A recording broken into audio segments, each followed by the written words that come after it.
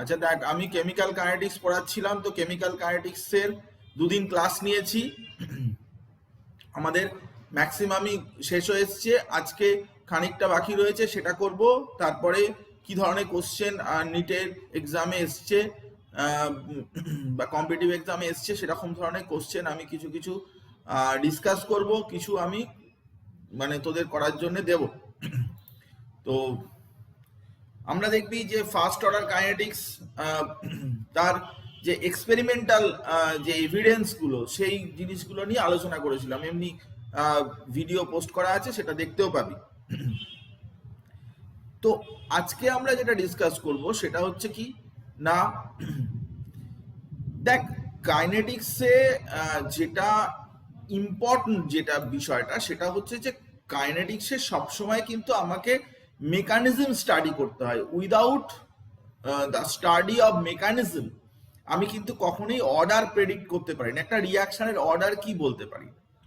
তো সেখান থেকেই কয়েকটা বিষয় চলে আসছে, কারণ কোশ্চেনের মধ্যে এই সমস্ত বিষয়গুলো আমাদের জানার দরকার পড়ে। তো তার মধ্যে একটা গুরুত্বপূর্ণ বিষয় হচ্ছে যে what is rate determining step for a multi step reaction. Multi step reaction মানে যে রিয়াকশনে অনেকগুলো স্টেপ থাকে, যেমন ধর এ থেকে বি হচ্ছে, বি থেকে সি হচ্ছে, সি থেকে তারপরে ধর প্রোডাক্ট হচ্ছে, এরকম ধরনের। তো এখন এটা অনেকগুলো স্টেপ রয়েছে, তো কোনো একটা স্টেপ কি হয় না, পার্টিকুলার স্টেপ যদি স্লো হয় তাহলে সেই স্টেপটাই কিন্তু কি না, এটাই হচ্ছে আরডিএস, মানে রেট ডিটারমিনিং স্টেপ। এটাই ওভারঅল রিয়াকশনের রেটটাকে ডিটারমিন করে, এবং এই স্টেপে যে মলিকিউলগুলো ইনভলভ তাদের উপরেই কিন্তু রিয়াকশন রেটটা ডিপেন্ড করে। আমি এ নিয়ে ডিটেলে বলবো, কিন্তু প্রথম কথা যেটা গুরুত্বপূর্ণ সেটা হচ্ছে for a multi step reaction, অনেকগুলো স্টেপে যদি কোনো রিয়াকশন হয় তাহলে যেটা কিনা স্লোয়েস্ট স্টেপ সেটাই হয় রেট ডিটারমিনিং স্টেপ। তো কমপ্লেক্স রিয়াকশন যেগুলো হয়, সেই কমপ্লেক্স রিয়াকশন প্রত্যেকটা স্টেপকে বলা হয় কি না, এক একটা এলিমেন্টারি স্টেপ। প্রত্যেকটা স্টেপ হচ্ছে এক একটা এলিমেন্টারি স্টেপ। কি হবে নতুন শেফ, এখান থেকে শেফের গল্প শুরু হয়ে যাবে ওরকম টাইপেরই, নাহলে দোকানটা ওর।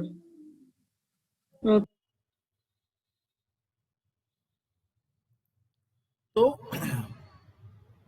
যদি মাল্টি স্টেপ রিয়াকশন হয় তাহলে তাদের প্রত্যেকটা স্টেপ কিন্তু এক একটা এলিমেন্টারি স্টেপ। তো প্রত্যেকটা স্টেপ যে এলিমেন্টারি স্টেপ, তার মধ্যে কোনো একটা পার্টিকুলার স্টেপ যদি স্লো স্টেপ হয়, সেই জন্যই আমরা বলছি for a multi step reaction slowest step is the rate determining step. তো যেগুলো কম্পারেটিভলি ফাস্টার স্টেট, ফাস্টার রিয়াকশন বা ফাস্টার স্টেপ, সেগুলোর উপরে কিন্তু রিয়াকশন রেটটা ডিপেন্ড করবে না। ধরা যাক আমরা একটা রিয়াকশন পড়ছি, যে রিয়াকশনটায় দেখ যে আমরা আগেই বললাম যে রেট ডিটারমিনিং স্টেপ সেটা কি না, rate of the slowest step is the RDS বা রেট ডিটারমিনিং স্টেপ। যেরকম নর্মালি একটা রিয়াকশন আমরা দেখছি, একটা এক্সাম্পল নিচ্ছি, এ প্লাস টু বি রিয়াকশন করে সি প্লাস ডি হচ্ছে, এ আর টু বি রিয়াকশন করে সি প্লাস ডি হচ্ছে, this is the overall reaction. কিন্তু এই রিয়াকশনটা একটা স্টেপে হয়নি, এই রিয়াকশনটা সাপোজ দুটো স্টেপে হয়েছে। This reaction have been occurred using two different steps. তো in the initial step, first step, A reacts with B with the formation of C and I, and again in the second step this I reacts with B with the formation of D. D is the product. তাহলে তুই যদি first স্টেপের রেসপেক্টে যদি রেটটাকে determine করিস, তাহলে first স্টেপে কি আছে R1, সেখানে কি আছে না 1 মোল A আছে, 1 মোল B আছে।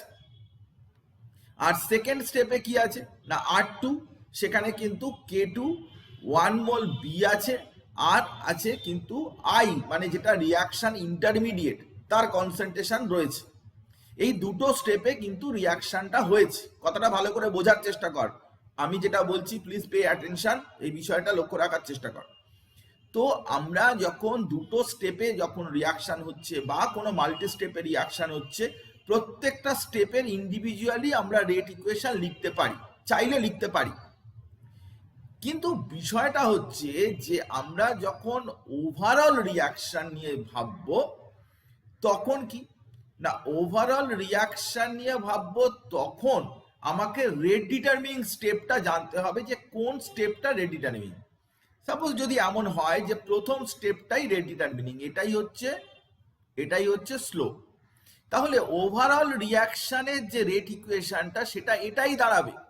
কারণ একটা বিষয় বোঝার চেষ্টা কর, সেটা হচ্ছে যে বি এখানে 2 মোলস থাকলেও 1 মোল বি কিন্তু সেটা রেট ডিটারমিনিং স্টেপে ইউজ হয়নি, সেটা পরের স্টেপে ইউজ হয়েছে। তার মানে বি এর স্কোয়ারের সাথে কিন্তু রিয়াকশনটা ডিপেন্ডেন্ট হবে না। অনেকেই এভাবে লিখে দেয় যে rate equals to k into A B এর স্কোয়ার। এটা হবে না। কেন হবে? এটা হবে না কারণ হচ্ছে যে আর একটা বি যেটা আছে সেটা কিন্তু অন্য আর একটা স্টেপে ইউজ হয়েছে, যেটা কিনা কম্পারেটিভলি ফার্স্ট স্টেপ। তো আমরা খুব স্বাভাবিকভাবে এটা বলতে পারি যে রেট ডিটারমিনিং স্টেপে যে যতগুলো মলিকিউল ইউজ হয়েছে, যে মলিকিউল ইউজ হয়েছে, যত মোল ইউজ হয়েছে, তাদের উপরেই কিন্তু রিয়াকশন রেটটা ডিপেন্ড করবে। তাই রেট ডিটারমিনিং স্টেপ বা আরডিএস ব্যাপারটা গুরুত্বপূর্ণ। If it is giving that 1 is RDS, যদি 1টাই যদি আরডিএস হয় তাহলে রেট অফ দ্য রিয়াকশন সেটা K1 ইন্টু AB এভাবে আমরা রিপ্রেজেন্ট করতে পারি। মলিকিউলারিটি, দেখ মলিকিউলারিটি তো ওভারঅল রিয়াকশনের হয় না, molecularity only applicable for elementary reaction. Molecularity complex রিয়াকশনের মলিকিউলারিটি হয় না। একটা রিয়াকশনের অনেক মলিকিউল রিয়াকশন করেছে কিন্তু তার মলিকিউলারিটি কত এভাবে বলা সম্ভব নয়। মলিকিউলারিটি সবসময় হয় এলিমেন্টাল রিয়াকশন, মানে প্রত্যেকটা স্টেপ ওয়াইজ যে প্রসেস তার। তাহলে ওভারঅল মলিকিউলারিটি মানে সেটা প্রত্যেকটা স্টেপের যে মলিকিউলারিটি সেটা এরকম ভাবে ওভারঅল মলিকিউলারিটি সেটা বলা হয় না। লিমিটেড অ্যাপ্লিকেবিলিটি এই বলাটা কিন্তু বন্ধ হয়ে গেছে। এখানে সবসময় আমাকে বলতে হবে কি ওভারঅল অর্ডারটা ওভারঅল বলা যায়, কিন্তু মলিকুলারিটি ওভারঅল বলা যায় না। মলিকুলারিটি কিছু কিছু রিয়াকশনের molecularity of complex reaction taken equals to the molecularity of rate determining step. তুমি রেট ডিটারমিনিং স্টেপের বলতে পারো, অথবা প্রত্যেকটা স্টেপের আলাদা করে মলিকুলারিটি বলতে পারো। যেরকম ধর আমি এই স্টেপটার মলিকুলারিটি, এই স্টেপটার মলিকুলারিটি 2, এই স্টেপটার মলিকুলারিটি 2, এরকম আলাদা করে বলতে পারি। ওভারঅল মলিকুলারিটি বলে কোনো কথা হবে না, কারণ অর্ডার একটা রিয়াকশনের ওভারঅল হতে পারে, কিন্তু মলিকুলারিটি কনসেপ্টটাই এমন যে মিনিমাম কতগুলো মলিকুলের রিয়াকশনটা করার জন্য ইউজড আপ হয়েছে। তো সেক্ষেত্রে কিন্তু আমরা ওভারঅল মলিকুলারিটি বলে বিষয়টা কিন্তু কখনোই ভাবি না। তো ওভারঅল অর্ডার বলা যেতে পারে, কিন্তু ওভারঅল মলিকুলারিটি এই ব্যাপারটার কিন্তু লিমিটেড অ্যাপ্লিকেবিলিটি। এটা কোথাও কোথাও আমি দেখেছি, কিন্তু জেনারেলি ওভারঅল অর্ডারটাই চলে, ওভারঅল মলিকুলারিটি চলে না। তো বিষয়টা আমি তোকে এক্সপ্লেন করলাম। নেক্সট যে বিষয়টা চলে আসবো, আর একটা ইম্পর্টেন্ট বিষয়, সেটা হচ্ছে কি না pseudo first order reaction. Pseudo first order, অনেকে বলে সিউডো ইউনিমলিকুলার, না সিউডো ইউনিমলিকুলার কিন্তু এটা বিষয়টা নয়, সিউডো ফার্স্ট অর্ডার রিয়াকশন এভাবেই বলা হয়। তো দুটোর মধ্যে ডিফারেন্স কি আমি বলছি। সিউডো ফার্স্ট অর্ডার রিয়াকশন মানে কি, এটার মানে কি, এটা থেকে প্রশ্ন দেয় আমাদের নানান রকমের। তো সিউডো ইউনিমলিকুলার, সিউডো ফার্স্ট অর্ডার, এই দুটো ব্যাপারের সাথে কথাটা আমি ভালো করে বলি, তাহলে তুই বুঝতে পারবি। সেটা হচ্ছে কি না, জেনারেলি একটা রিয়াক্ট্যান্ট যদি অন্য রিয়াক্ট্যান্টের চাইতে তার বেশি কনসেন্ট্রেশন থাকে, বেশি অ্যামাউন্ট থাকে, তখন যার বেশি আছে তার উপরে কিন্তু রিয়াকশন রেটটা আর এফেক্ট করবে না, তাকে ধরে নেওয়া হবে কনস্ট্যান্ট। তো নর্মালি ধর আমরা একটা রিয়াকশন করছি, ধর এ প্লাস বি থেকে প্রোডাক্ট হচ্ছে। তো যদি বি এর অ্যামাউন্টটা লার্জ এক্সেস, বি এর কনসেন্ট্রেশনটা লার্জ এক্সেস দেন এ এভাবে থাকে, বি এর কনসেন্ট্রেশনটা যদি অনেক অনেক বেশি থাকে এর চাইতে, তাহলে নর্মালি তো যেহেতু এটা একটা স্টেপে রিয়াকশন হচ্ছে, তাহলে rate equals to K A into B এভাবে লিখতে পারি। এর পাওয়ার 1 আছে, এর পাওয়ার 1 আছে, 1 প্লাস 1 মানে 2, মানে এটা সেকেন্ড অর্ডার, এটা বলতে পারি যে এই রিয়াকশনটা সেকেন্ড অর্ডার রিয়াকশন। কিন্তু আমরা যদি এক্সপেরিমেন্টে এটা দেখানোর চেষ্টা করি যে concentration of B is very very much greater than that of A, তাহলে টাইমের সাথে বি এর অ্যামাউন্টের কোনো পরিবর্তন হচ্ছে না বলে ধরে নিতে হবে। তুই ধর একটা বিয়ে বাড়িতে অনেক খাবার দাবার আছে, অনেক কিছু খাওয়া দাওয়া হচ্ছে, তো তাতে জিনিসপত্র খেয়ে যাচ্ছে লোকে, সেই জন্য কমে যাচ্ছে। কিন্তু কখনো কেউ ভাবে যে জলটা এতটা কমে গেল, জল কতখানি খাওয়া হচ্ছে, জল কতখানি পড়ে রয়েছে? সবাই দেখে যে মাংস কতখানি কমে গেল, রসগোল্লা মিষ্টি কতখানি কমে গেল, আর কতখানি রয়েছে, এসব ব্যাপার নিয়ে কনসার্ন। কিন্তু জল এত বেশি এক্সেস থাকে যে লোকে জল খেয়ে নিল, কিন্তু সেটা কমছে না বলেই ধরে নেওয়া হয়, পার্টিকুলারলি কনস্ট্যান্ট আছে বলেই ধরে নেওয়া হয়, সেটা একটা লিমিটেড অ্যামাউন্ট নেই। তো এখানেও ঠিক তাই, যে একটা রিয়াকশনে যদি কোনো একটা particular reactant large excess amount থাকে, তার কনসেন্ট্রেশনটা যদি অনেক বেশি হয়, তাহলে তাকে ধরা হয় প্র্যাকটিক্যালি কনস্ট্যান্ট। তো প্র্যাকটিক্যালি যদি এটাকে কনস্ট্যান্ট ধরিস, তাহলে কে এর সাথে এই কনস্ট্যান্টটা মাল্টিপ্লাই করে কে ড্যাশ বলে একটা নতুন কনস্ট্যান্ট আমরা করে দিলাম, এবং এর পাওয়ার 1। তার মানে এটা কিন্তু ফার্স্ট অর্ডার হয়ে গেল, ফার্স্ট অর্ডার হয়ে গেল, যেটা ফার্স্ট অর্ডার এখানে হয়ে গেল। সিউডো মানে কি? সিউডো মানে লুকস লাইক ফেক, অরিজিনালি কিন্তু এটা সেকেন্ড অর্ডার, কারণ দুটোর ওপরেই রিয়াকশন রেটটা ডিপেন্ড করছে। অরিজিনালি এটা সেকেন্ড অর্ডার, কিন্তু তুমি যদি এক্সপেরিমেন্টাল ফ্যাক্টের বেসিসে বলতে চাও, তাহলে এটাকে ফার্স্ট অর্ডার বলা হচ্ছে, কিন্তু that is fake first order, মানে সিউডো ফার্স্ট অর্ডার রিয়াকশন। এখন দেখ, ইউনিমলিকুলার বলাটা উচিত না এই কারণেই যে অ্যাকচুয়ালি তো এই ধরনের রিয়াকশানে আমি, দেখ কনসেন্ট্রেশনের উপরে তো মলিকুলারিটি ডিপেন্ড করে না, মলিকুলারিটি কত মলিকিউল রিয়াকশানে পার্টিসিপেট করছে সেটাই উপরেই ডিপেন্ড করে। সেই জন্য ইউনিমলিকুলার রিয়াকশন, যেটা একটা মলিকিউল পার্টিসিপেট করছে, এই কথাটা সব জায়গায় লেখা থাকে, কিন্তু সিউডো ইউনিমলিকুলারটা বলা উচিত নয়। সিউডো ফার্স্ট অর্ডার ব্যাপারটা ঠিক আছে, যে যদি বেশি কনসেন্ট্রেশন হয়, তুমি একটা কনসেন্ট্রেশনটাকে বাদ দিয়ে দিলে, কনস্ট্যান্ট ধরলে, কিন্তু মলিকুলারিটি তো ওইভাবে আসে না। মলিকুলারিটি আসে কিভাবে না, কতগুলো মিনিমাম সংখ্যক মলিকিউল একটা রিয়াকশন করার জন্য কাজে লাগবে, তো সেটাকে একটা বাদ দেওয়া যায় না। তো ন্যাচারালি সিউডো ইউনিমলিকুলার রিয়াকশন বলে সব জায়গায় বলা আছে, কিন্তু আমি বলবো যে ট্রু সেন্সে ইউনিমলিকুলার রিয়াকশন সিউডো এক্ষেত্রে বলা যায় না। সিউডো ফার্স্ট অর্ডার বলা যায়, কিন্তু সিউডো ইউনিমলিকুলার বলা যায় না, কারণ দুটো মলিকিউল তো মিনিমাম লাগবেই রিয়াকশন করতে। এ কার সাথে রিয়াকশন করবে? বি কে। বি যদি বেশিও থাকে বা কমও থাকে, বি তো লাগবেই, তো সেই জন্য একটা মলিকিউল হলেও লাগবে। তো দিস ইজ ইম্পর্টেন্ট। তো সিউডো ইউনিমলিকুলার রিয়াকশন না বলে সিউডো ফার্স্ট অর্ডার রিয়াকশনই বলা ভালো, এটাই দরকারি কথা। নেক্সট আমি তোকে এক্সাম্পল দিচ্ছি, দেখ এস্টার হাইড্রোলিসিস। তো এস্টার হাইড্রোলিসিস রিয়াকশনে তুই দেখতে পাচ্ছিস যে এস্টারের ওপরেও ডিপেন্ডেন্ট এবং রেটটা ওয়াটারের ওপরেও ডিপেন্ডেন্ট, কিন্তু ওয়াটার যেহেতু সলভেন্ট, তাই large excess amount of water থাকে, অনেক বেশি পরিমাণে ওয়াটার থাকে রিয়াকশনে, এবং concentration of water is practically consider to be constant. তাই রিয়াকশন রেটটা শুধুমাত্র এস্টারের উপরে ডিপেন্ডেন্ট, এস্টার কনসেন্ট্রেশনের উপর ডিপেন্ডেন্ট, এইভাবেই আমরা বলি। এবং শুধুমাত্র যেহেতু এস্টার কনসেন্ট্রেশনের উপরে একটা জিনিসের উপরে ডিপেন্ডেন্ট, একটার পাওয়ারের উপরে ডিপেন্ডেন্ট, তো আমরা কিন্তু পরিষ্কারভাবে এটাকে সিউডো ফার্স্ট অর্ডার রিয়াকশন বলেই জানবো, এটাকে সিউডো ফার্স্ট অর্ডার রিয়াকশনই বলা হবে। তো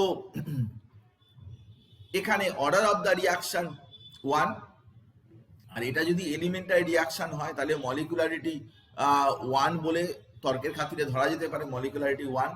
তো ইনভার্সন অফ কেন সুগারের ক্ষেত্রেও ইনভার্সন, কেন সুগারকে হাইড্রোলিসিস করছি, সেটাও কিন্তু আর একটা এক্সাম্পল। কেন সুগার C12H22O11 প্লাস ওয়াটার দিয়ে হাইড্রোলিসিস করার পরে C6H12O6 plus C6H12O6 glucose and fructose এগুলো তৈরি হচ্ছে, এবং গ্লুকোজ এবং ফ্রুক্টোজ তৈরি হলে এই যে রিয়াকশনটা হচ্ছে, এই রিয়াকশনটা কিন্তু এটাতেও কিন্তু ওয়াটার লার্জ এক্সেস অ্যামাউন্ট, এই যে ওয়াটার বেশিরভাগ ক্ষেত্রে রিয়াকশনে যখন ইউজ হয় তখন লার্জ এক্সেস অ্যামাউন্ট ইউজ হয়, ওয়াটারের মধ্যে রিয়াকশনটা হয়, তো ওয়াটার এক্সেস অ্যামাউন্ট ইউজ হচ্ছে, এবং অবভিয়াসলি কিন্তু রিয়াকশনটা ফার্স্ট অর্ডার রিয়াকশনই হচ্ছে।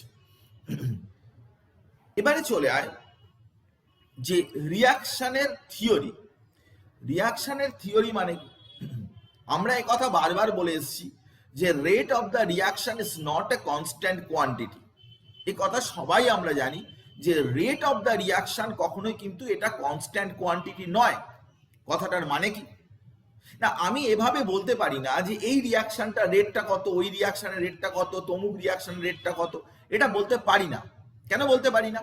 না, রিয়াকশনের শুরু থেকে শেষ পর্যন্ত, স্টার্ট থেকে এন্ড পর্যন্ত রিয়াকশন একই রেটে চলে না। প্রশ্ন হচ্ছে কেন চলে না, কেন একই রেটে চলে না? তার কারণটা হচ্ছে কনসেন্ট্রেশনের চেঞ্জ হয়। এ আর বি নিয়ে রিয়াকশন করছো, তো তুমি একটা কন্টেনারের মধ্যে এ রয়েছে, তার মধ্যে তুমি বি দিচ্ছ, তো রিয়াকশন হচ্ছে। তো এখন প্রশ্নটা হচ্ছে যে initially concentration of A and B is very high. Concentration of A and B is very high. A এবং B এর যে কনসেন্ট্রেশন সেটা অনেকই বেশি থাকে। তো A আর B এর যদি কনসেন্ট্রেশন অনেক বেশি থাকে তাহলে তাদের মধ্যে কলিশন হবে খুব বেশি, ধাক্কাধাক্কি হবে খুব বেশি। এই জায়গাটাতেই কলিশন থিওরি চলে এলো। কারণ এ আর বি এর যদি কনসেন্ট্রেশন হাই হয়, একটা বাসের মধ্যে একটা লিমিটেড ভলিউম আছে, বাসের তো ভলিউম বাড়িয়ে দেওয়া যাবে না, তো বাসের মধ্যে একটা লিমিটেড একটা ভলিউম আছে, তার মধ্যে যত বেশি লোক উঠতে থাকবে, প্রথমে হয়তো কেউ নেই, বাস স্ট্যান্ডে রয়েছে, তাহলে যে যার সিটে বসেছে, অনেক দূরে দূরে সবাই রয়েছে, তো লোকগুলোর মধ্যে ধাক্কাধাক্কি হচ্ছে না। কিন্তু অ্যাজ টাইম গোজ, যত টাইম যাচ্ছে তত কি হচ্ছে না, বাসটা যাচ্ছে এবং অনেক লোক তাতে উঠছে, তাতে তো বাসের ভলিউমটা বাড়ছে না, তো বাসের ভলিউম ইজ ফিক্সড, তাহলে number of molecules per volume সেটা কিন্তু ইনক্রিজ করছে, that is concentration. Concentration need not mean যে কতগুলো মলিকিউল সেটা গুরুত্বপূর্ণ বিষয় নয়, বিষয়টা হচ্ছে যে কত ভলিউমের মধ্যে কত মলিকিউল আছে। কেউ যদি বলে যে প্রচুর লোক হয়েছে, এক জায়গায় প্রচুর লোক হয়েছে, তো আমি তখন বলতে চাইলাম যে কতজন লোক হয়েছে, তখন বললো যে 6 জন লোক হয়েছে। আমি তখন বলবো যে 6 জন লোক হয়েছে তাতেই বলছিস এত লোক হয়েছে, কি বাজে কথা, উল্টোপাল্টা কথা, ফালতু কথা বলছিস। তখন ও বলছে যে না না, আমরা একটা অটো করে যাচ্ছিলাম, অটোতে কতজন উঠেছে তাই নিয়ে আমি কথা বলছি, তাই নিয়ে আমি গল্প করছি। তো তাহলে একটা অটো রেসপেক্টে 6 জন লোক অনেক বেশি, কারণ অটোতে সবাই জানে যে 4 জনের বেশি আর ড্রাইভার নিয়ে 5 জনের বেশি ধরে না, তো 6 জন লোক যদি হয় তাহলে যথেষ্টই অটোতে চাপাচাপি। কেউ বললো জানিস তো একেবারে ফাঁকা ছিল ওখানে জায়গাটা। বললাম কতজন লোক ছিল? বললো 10,000 জন লোক ছিল। 10,000 লোক ছিল বলছিস ফাঁকা জায়গা, কেন বলছিস ফালতু কথা? তখনও বললো না রে, ইডেন গার্ডেনে কত লোক খেলা দেখতে গেছিল সেটা নিয়ে আমি গল্প করছি। তো তার মানে 10,000 লোক কি 6 জন লোক, this is not so important. কত ভলিউমের মধ্যে, কতটা জায়গার মধ্যে, কত ভলিউমের মধ্যে ওই মলিকিউলস গুলো আছে, দ্যাট ইজ ইম্পর্টেন্ট। তো কলিশন কিন্তু নাম্বার অফ মলিকিউলস এর উপর ডিপেন্ড করে না, that depends on the concentration, mole per litre. তো কলিশন থিওরিতে কি বলা হচ্ছে না, আমি তো আগেই বললাম যে কলিশনের উপরেই কিন্তু পার্টিকুলারলি রিয়াকশনটা ডিপেন্ড করবে। দেখ খুব ইন্টারেস্টিং জিনিস, ভালো করে বোঝার চেষ্টা কর, কারণ টোটাল ব্যাপারটা কিন্তু বোঝার জায়গায় আছি আমরা। তো কলিশন ধাক্কাধাক্কি করলে কি হবে না, প্রোডাক্ট তৈরি হবে। কারণ দেখ ধাক্কাধাক্কি করলেই কিন্তু মলিকুলে বন্ড ব্রেকিং এবং বন্ড ফর্মেশন হয়। তুমি অনেক দূর থেকে কোনো রিয়াকশন করাতে পারো না, ইন্টারঅ্যাক্ট করাতে পারো না, এ মলিকিউল এখানে আছে, বি মলিকিউল অনেক দূরে আছে, তাদের মধ্যে রিয়াকশন হয়ে প্রোডাক্ট তৈরি হবে, দিস ইজ নট পসিবল। তো কলিশন থিওরিতে তার মানে বলছে যে ধাক্কাধাক্কি হবে, মলিকিউলার কলিশন হবে, আফটার দ্যাট প্রোডাক্ট ফরমেশন হবে। কিন্তু প্রশ্ন অন্য জায়গায়। প্রশ্ন হচ্ছে যে আমরা দেখেছি এক্সপেরিমেন্ট করতে গিয়ে, লিন্ডেম্যানের হাইপোথিসিস আছে, পরে বড় হলে পড়বি, উনি বের করেছেন যে কত ধাক্কাধাক্কি হচ্ছে এবং তার থেকে কত প্রোডাক্ট হচ্ছে। তো দেখা যাচ্ছে যে যত কলিশন হচ্ছে ততই কিন্তু প্রোডাক্ট হচ্ছে না, যত কলিশন হচ্ছে, যত ধাক্কাধাক্কি হচ্ছে তত কিন্তু প্রোডাক্ট হচ্ছে না। অনেক কলিশন কিন্তু ফ্রুটফুল না, অনেক কলিশনই কিন্তু সেটা প্রোডাক্টে কনভার্ট হচ্ছে না। কলিশন থিওরি এই সমস্ত ব্যাপারগুলো নিয়ে আলোচনা করে যে কলিশনের কন্ডিশন কেমন হতে হবে, what should be the exact condition of the collision. ধাক্কা হলেই প্রোডাক্ট তৈরি হবে না। ধাক্কা, মলিকিউল এ আর বি মলিকিউল যদি ধাক্কা হয় তাহলেই যে প্রোডাক্ট তৈরি হবে এমন কোনো বাধ্যবাধকতা নেই।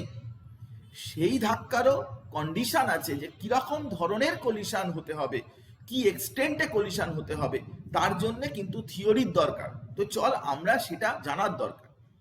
এবং এটা আমি প্রথম থেকেই বলে আসছি যে rate of the reaction is not a constant quantity. তার পিছনে কারণ যেটা, কনসেন্ট্রেশন কম হলে কিন্তু অবশ্যই সেখানে ধাক্কাধাক্কি কম হবে, মলিকুলার কলিশন কম হবে, মলিকুলার কলিশন কম হলে প্রোডাক্টে কনভার্সনটাও অটোমেটিক্যালি ডিক্রিজ করবে।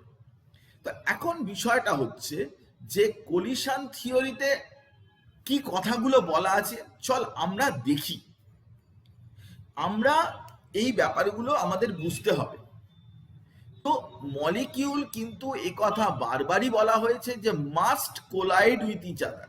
হ্যাঁ, রিয়াকশন করতে গেলে কলিশন তো করতেই হবে। তুমি দূর থেকে সে দেয়ালের গায়ে কলিশন করে ধাক্কা লেগে ভাঙতে পারে কোনো মলিকিউল, কিংবা মলিকিউল মলিকিউলের ধাক্কা লাগতে পারে, কিন্তু সেটা হতে হবে কলিশন, ডেফিনেটলি হতে হবে। হ্যাঁ, once molecule collide they may react together or they may not। এই ব্যাপারটা গুরুত্বপূর্ণ। কোলাইড হলেই যে তারা রিয়াকশন করবে তা কিন্তু নয়, কিন্তু রিয়াকশন করতে গেলে কোলাইড করতে হবে। কোলাইড করার পরে যে রিয়াকশন হতেও পারে, নাও হতে পারে। তো দে মে নট, কলিশন করেছে হয়তো তবুও হয়নি। কেন হয়নি দেখ, পরের পয়েন্টটা চলে যায়।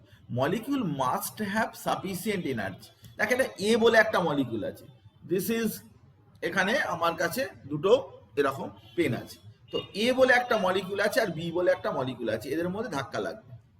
এ বলে একটা মলিকিউল, বি বলে একটা মলিকিউলের সাথে ধাক্কা লাগবে। তো এই যে ধাক্কা লাগার ব্যাপারটা, এটা কিন্তু সাফিসিয়েন্ট এনার্জিতে ধাক্কা লাগতে হবে। একটা এ আসছে, একটা বি আসছে, এরকম কাছাকাছি এসে টুকুস টুকুস এরকম করলে হবে না। একটা সাফিসিয়েন্ট অ্যামাউন্ট অফ এনার্জিতে ধাক্কা লাগতে হবে যাতে করে বন্ড ব্রেকিংটা হয়। সাফিসিয়েন্ট এনার্জিতে ধাক্কা লাগতে হবে। অনেক সময় আমাদের বলতো না, আমাদের তো আমাদের স্কুলে যখন আমরা পড়তাম, আমাদের স্কুল লাইফে আমাদের খুবই হতো যে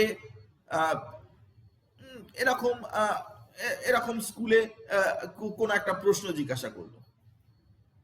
তো প্রশ্ন জিজ্ঞাসা করলে আমার ক্ষেত্রে তো খুবই হতো, ডেফিনেটলি হতো আর কি, যে প্রশ্ন জিজ্ঞাসা কর, তুমি হয়তো হিস্ট্রি টিচার, সে একটা আমাদের একজন হিস্ট্রি টিচার ছিলেন, তো তিনি একদম মানে লাইন টু লাইন মুখস্থ বলতে হবে, এক্স্যাক্ট ওয়েতে বলতে হবে, এদিক সেদিক করলে হবেই না।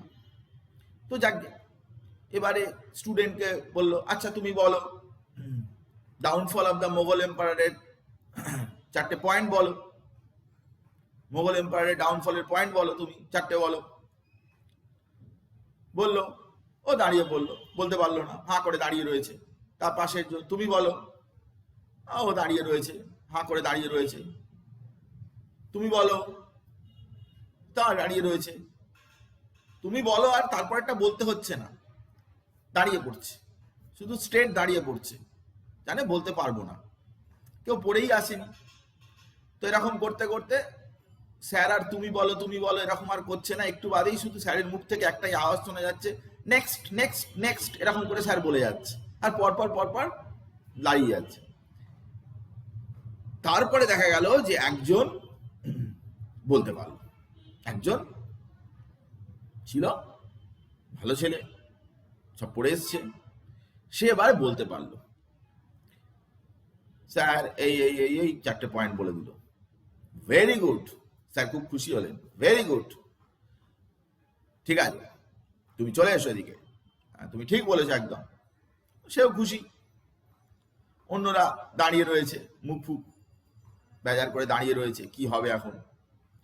আচ্ছা তুমি একটা কাজ করো, যে বলতে পেরেছে তাকে বলছে তুমি একটা কাজ করো, তুমি সবাইকে, এই যতজন বলতে পারেনি ততজনের দু গালে দুটো করে চড় মারো, দুটো করে চড় মারো তুমি।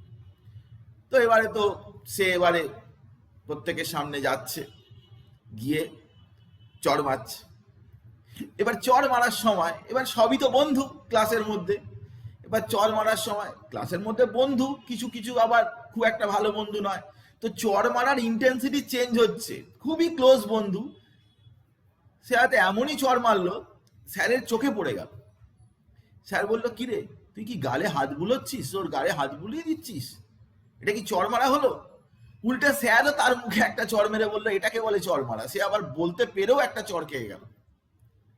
তো this is called energy conversion, যে তুমি কত জোরে মারলে চড়টা কিরকম হতে পারে, স্যার কিরকম মারতে পারে সেরকম অনুযায়ী, কিন্তু স্টুডেন্ট তো ওরকম ভাবে মারবে না, বন্ধুদের গালে তো ওরকম চড় মারতে পারবে না, স্যার অনেক সময় এমন মারেন যে পুরো গালে লাল দাগ পড়ে যায়, তো সেরকম মারবেন না। That is must have sufficient energy, এটাই স্যার বলতে চাইছে যে তুমি এমন ভাবে চড়টা মারো that impart sufficient amount of energy, that's like a molecules. Molecule যখন ধাক্কাধাক্কি করবে তখন কিন্তু সেটা sufficient amount of energy impart করবে, তবেই না বন্ড ভাঙবে। মলিকিউলগুলো এসে আস্তে করে ধাক্কা লাগলে তো হবে না। তো এনার্জিটা একটা গুরুত্বপূর্ণ ফ্যাক্টর।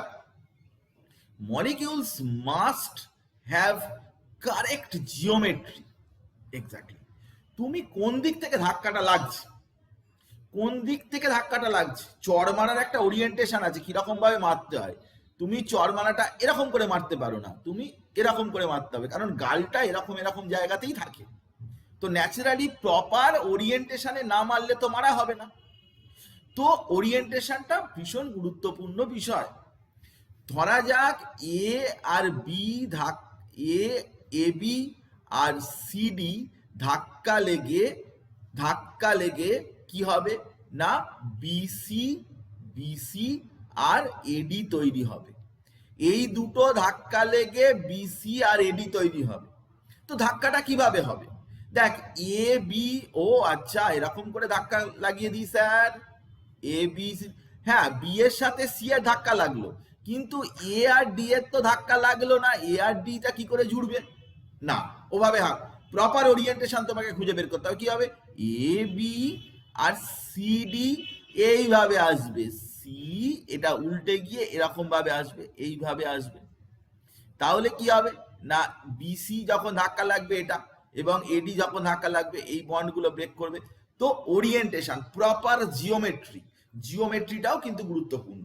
সেই কারণে আমি তোকে প্রথমেই কি বললাম, যে যত ধাক্কা লাগে, যত কলিশন হয়, ততই কিন্তু তো রিয়াকশন হয় না, যত কলিশন হয় তত রিয়াকশন হয় না, কারণ কিছু কিছু বাদ যায়। ধাক্কা লাগছে, হয়তো প্রপার ওরিয়েন্টেশন নেই, ধাক্কা লাগছে, হয়তো প্রপার এনার্জি নেই, সাফিসিয়েন্ট অ্যামাউন্ট অফ এনার্জি নেই।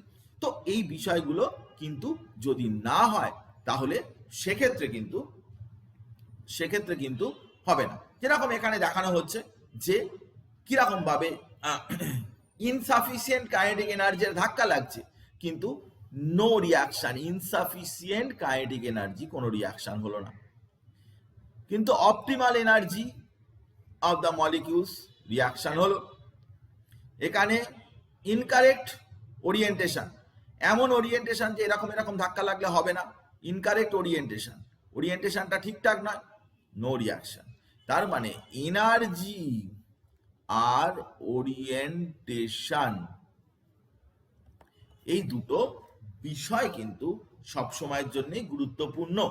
এই দুটো বিষয় কিন্তু যদি না প্রপারলি যদি না আমরা মেনটেন করতে পারি, তাহলে কিন্তু এখানে রিয়াকশনটা কিন্তু হওয়ার কোনো প্রশ্নই নেই, রিয়াকশনে কোনো প্রোডাক্ট হবে না। তাই অনেক কলিশনই এমন হয় যে সেটাতে এগুলো হয় না।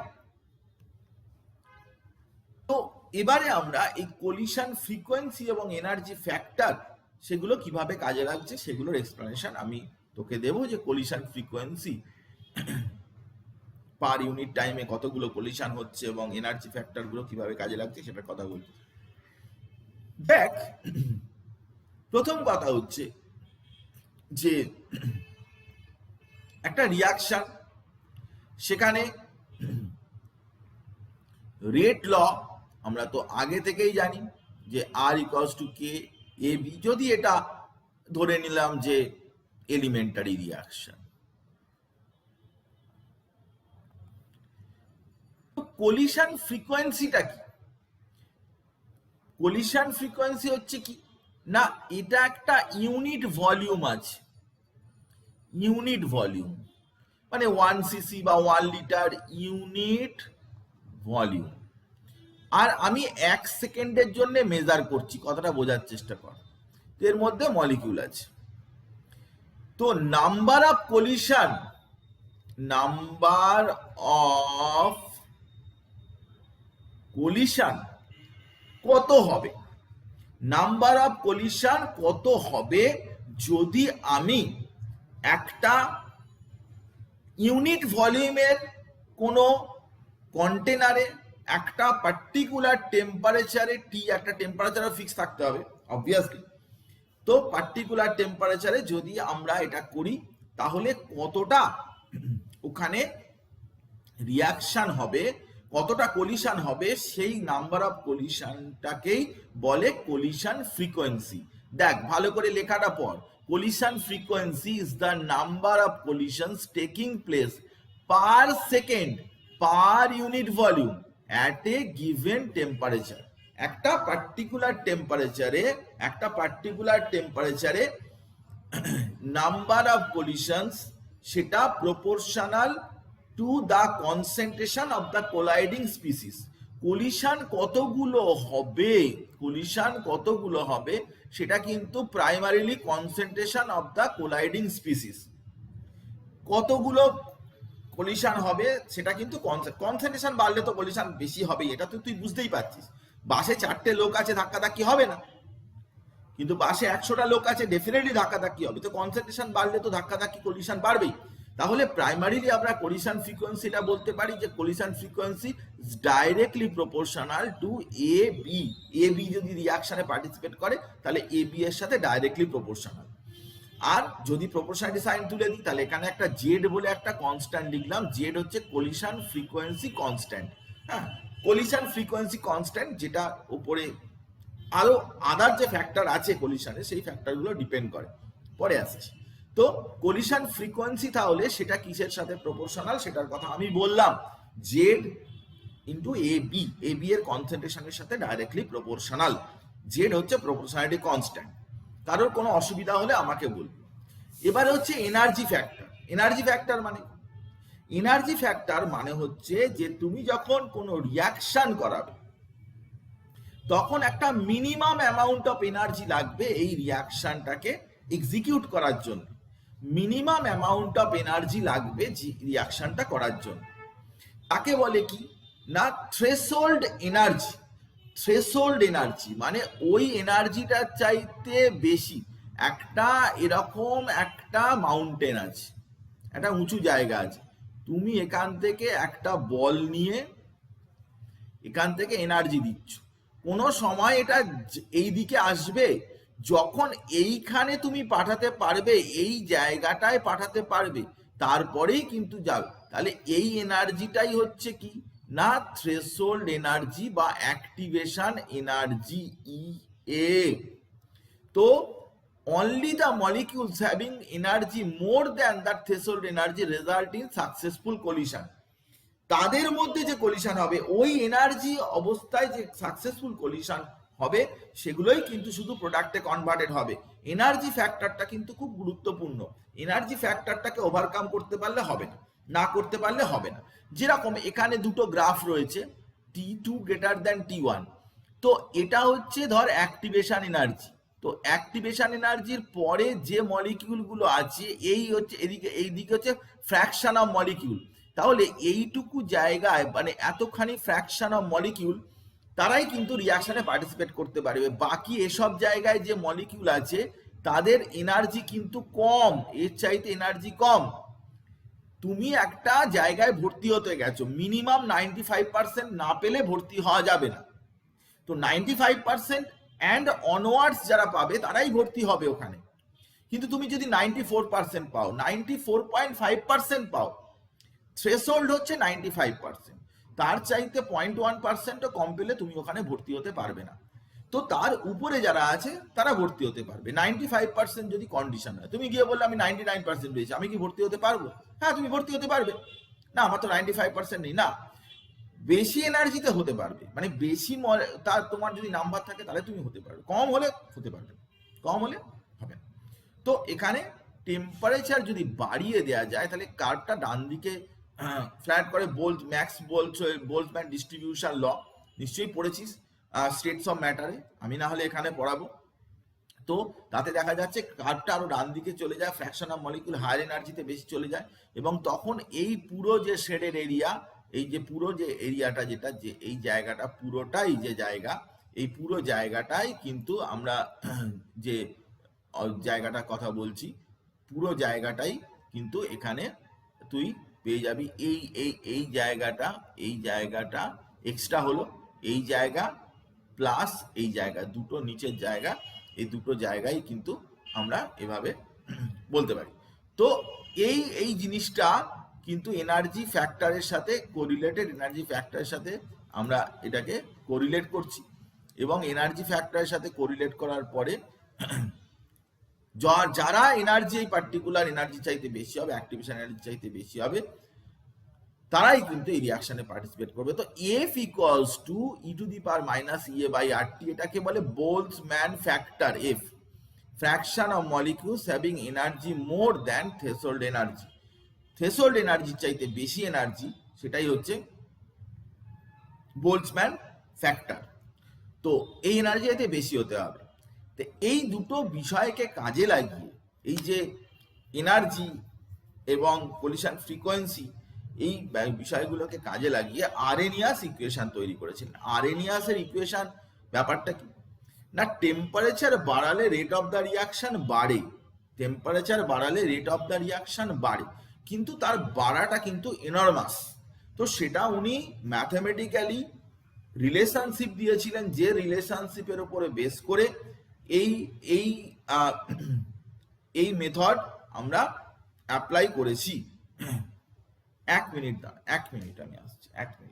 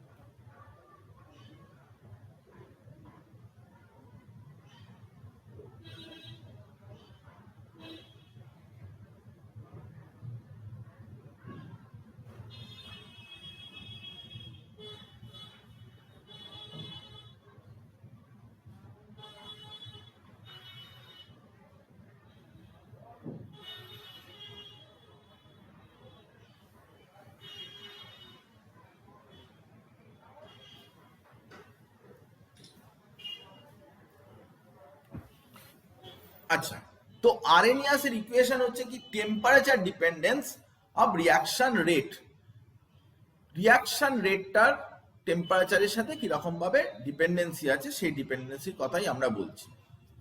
তো এখানে দেখ যে এই যে রিয়াকশনে একটা প্রবাবিলিটি ফ্যাক্টর রয়েছে। প্রবাবিলিটি ফ্যাক্টর মানে কি? প্রবাবিলিটি ফ্যাক্টর মানে হচ্ছে, প্রবাবিলিটি 1 মানে হচ্ছে ম্যাক্সিমাম আর 0 মানে হচ্ছে মিনিমাম। তো এটা কার মধ্যে ভ্যারি করে, না 0 থেকে 1 এর মধ্যে ভ্যারি করে। প্রবাবিলিটি সেটা 0 থেকে 1 এর মধ্যে ভ্যারি করবে, ইন বিটুইন 0 অ্যান্ড 1। তো একটা রিয়াকশন যখন হয় তখন সেটা প্রবাবিলিটি, যদি আমি পি ধরি, পি এর কোনো একটা ভ্যালু, প্রবাবিলিটি ম্যাক্সিমাম প্রবাবিলিটি মানে কি, ধর তুই কথাটা বোঝার চেষ্টা কর, যে ধর একটা কয়েন নিয়ে তুই হেড আর টেল করছিস, একটা তুই কয়েন নিয়ে হেড আর টেল করছিস, তো তোর দুটো অপশন আছে, হেড আর টেল। তুই যদি 100 বার এটা করিস তাহলে তার প্রবাবিলিটি 50-50 হতে পারে। তো 50 বার এটা পড়বে, 50 বার ওটা পড়বে, এটা বলছি না। প্রবাবিলিটি মানে হওয়ার চান্স। তো সেই প্রবাবিলিটি একটা রিয়াকশনের ক্ষেত্রে অনেক রকমের ওরিয়েন্টেশন হতে পারে, তো যদি 100% প্রবাবিলিটি হয়, মানে ওই রকমই একটাই ওরিয়েন্টেশন, তখন সেটা 1। কিন্তু এত বেশি রকমের প্রবাবিলিটি যে এক একটা প্রবাবিলিটি চান্স 0-র কাছাকাছি হয়ে যেতে পারে, হাজার রকম ভাবে ওরিয়েন্টেশন হতে পারে।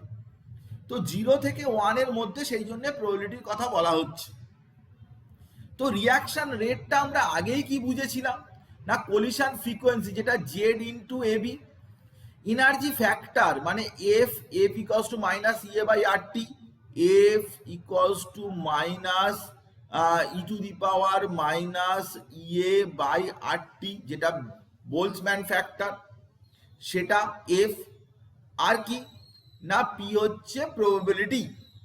তো এখন জেড একটা কনস্ট্যান্ট, পি সেটাও একটা পার্টিকুলার রিয়াকশনের ক্ষেত্রে প্রবাবিলিটি ভ্যালু একটা ভ্যারি করবে, একটা কনস্ট্যান্ট থাকবে, এবং এফ আর এ বি, এই তিনটেকে কনস্ট্যান্টটাকে আমরা একসাথে মিলিয়ে আমি একটা কে বলে একটা কনস্ট্যান্ট করে দিলাম। কে এর মধ্যে কি কি আছে, না জেড বলে একটা কনস্ট্যান্ট আছে, দাঁড়া এক মিনিট, হ্যালো,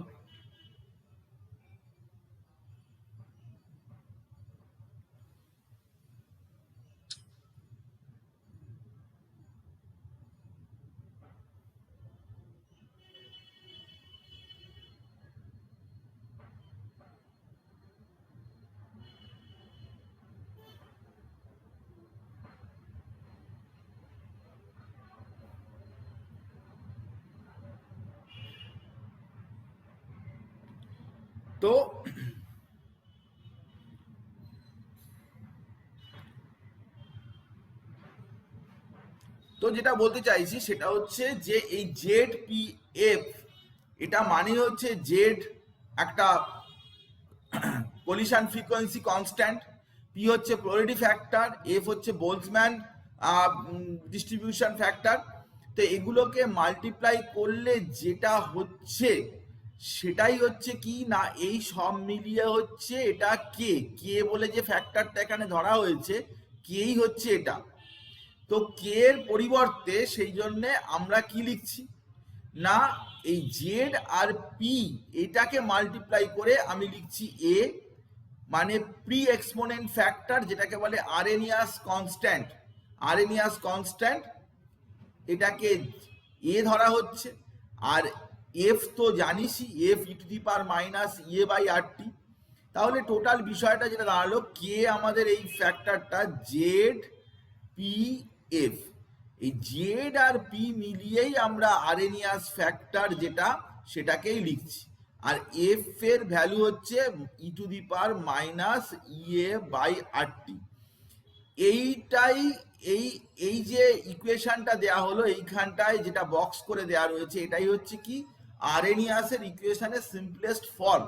তো আরেনিয়াসের ইকুয়েশনটা কিন্তু এইভাবে এসছে, কারণ একটা জিনিস তোকে বুঝতে হবে, সেটা হচ্ছে কি না টেম্পারেচার বাড়ালে রিয়াকশনের রেট বাড়ে, এটা ঠিকই কথা, কিন্তু টেম্পারেচার বাড়ানোর সাথে সাথে আর কি বিষয়গুলো চেঞ্জ হচ্ছে, টেম্পারেচার বাড়ানোর সাথে সাথে কিন্তু মলিকুলের কাইনেটিক এনার্জি বাড়ছে এবং কোলিশনের চান্স বাড়ছে। তো কোলিশন ফ্রিকোয়েন্সি থাকবে সেখানে কি, তাদের রোটেশনাল, ট্রান্সলেশনাল, ভাইব্রেশনাল এইসব বাড়ছে, তার মানে অটোমেটিক্যালি কিন্তু এনার্জি ফ্যাক্টরটা, যেটা বেশি সংখ্যক মলিকিউল এনার্জি বেরিয়ার ক্রস করতে পারবে, প্রায়োরিটি ফ্যাক্টরও চেঞ্জ হচ্ছে। তো এই সমস্ত ফ্যাক্টরগুলো কিন্তু টেম্পারেচার ফ্যাক্টরের সাথে কোরিলেটেড। সেই জন্য টেম্পারেচারের উপর ডিপেন্ডেন্সি তুই যদি দেখতে চাস, তাহলে কিন্তু তোকে এই ফ্যাক্টরগুলো নিয়ে আলোচনা করতে হবে এবং তার বেসিসেই তোকে ফর্মুলা ইউজ করতে হবে। তো এটা যদি, এটা খুব সোজা ব্যাপার যে লগের ফর্মে যদি নিস, দুদিকেই এলএন নিয়ে নিলে L N K equals to L N A minus E A by R T, বা এলএন লগ কে লগে লগারিদম ফর্ম, এটা লাগবে কাজে, ইম্পর্টেন্ট কোশ্চেনের অ্যান্সার করতে গেলে এটা লাগবে। বা যদি তুই দুটো ডিফারেন্ট টেম্পারেচারে যদি ইউজ করিস, কে ওয়ান কে টু লগ এ, এগুলো সবসময় কনস্ট্যান্ট থাকবে, আরএনএস কনস্ট্যান্ট বা পি এক্সপোনেন্স ফ্যাক্টর, এটা টেম্পারেচারে চেঞ্জের সাথে সাথে এটা চেঞ্জ করে না, এটা কনস্ট্যান্ট থাকে। তো সেই কনস্ট্যান্ট ফ্যাক্টরটা লগে আমরা বসিয়ে দিলাম, এবং এই দুটোকে যদি মাইনাস করি, 1 মাইনাস 2 করি, তাহলে সেখান থেকে আমরা T2 যদি গ্রেটার দ্যান T1 হয়, গ্রেটার দ্যান করে দিলাম, তো will be positive, hence K2 is greater than K1। এটা rise in temperature rate constant increases, যত তুমি টেম্পারেচার রাইজ করবে তত রেট কনস্ট্যান্ট ইনক্রিজেস। আর রেট কিন্তু রেট কনস্ট্যান্টের সাথে প্রপোর্শনাল, তাই রেট কনস্ট্যান্ট বাড়লে অটোমেটিক্যালি কিন্তু রিয়াকশন রেটটাও বাড়বে। তো আরেনিয়াসের যে ইকুয়েশন, সেই ইকুয়েশনটা খুব সিম্পল ব্যাপার। আরেনিয়াসের ইকুয়েশনের মধ্যে যে জটিল ব্যাপারটা, সেটা আমি আগেই বলে দিয়েছি তোকে, কলিশন ফ্রিকোয়েন্সি, কলিশন ফ্যাক্টরগুলো নিয়ে, প্রবাবিলিটি ফ্যাক্টরের কথা আমি বলেছি, ওই জায়গা থেকে আরেনিয়াসের ইকুয়েশনটাকে ডিরাইভ করা হয়েছে, তো সেটা বলেছি। বাকি পোর্শনটা কিন্তু কম্পারেটিভলি ইজিয়ার, কিন্তু ফর্মুলা তো জানার দরকার আছে, কারণ আমাদের এমন কিছু কোশ্চেন দেয় যেখানে কিন্তু এই ফর্মুলা লাগবে। আরেনিয়াসের ইকুয়েশন থেকে আরো একটা বিষয় গুরুত্বপূর্ণ, সেটা হচ্ছে টেম্পারেচার কোএফিসিয়েন্ট বলতে কি বোঝায়, বা টেম্পারেচার কোএফিসিয়েন্ট কি, এই জিনিসটাও কিন্তু তোকে মাথায় রাখতে হবে যে টেম্পারেচার কোএফিসিয়েন্ট বলতে কি বোঝায়।